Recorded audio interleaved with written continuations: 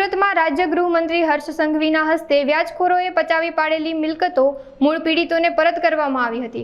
શહેર પોલીસે વ્યાજખોરો પર વ્યાજખોરીના દૂષણ સામે રોક નામથી અભિયાન ચલાવી તેમના પર કડક કાર્યવાહી કરી હતી, જે અંતર્ગત 23 વ્યાજખોરોનો ભોગ બનેલા તેમના નાણાં પરત કરવામાં આવ્યા હતા।